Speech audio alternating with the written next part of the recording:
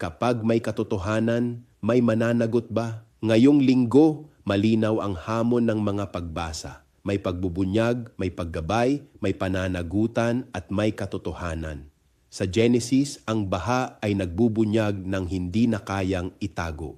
Sa Salmo, ang pastol ay inaasahang gumabay at mag-alaga. Sa Gawa, ang pamayanan ay dapat nakatayo sa katotohanan. At sa Ebanghelyo, malinaw, may nagbibigay buhay at may kumukuha nito. Sa Pilipinas ngayon, ang tanong ay hindi lang kung ano ang nangyayari, kundi kung may haharap ba sa katotohanan o patuloy itong iiwasan.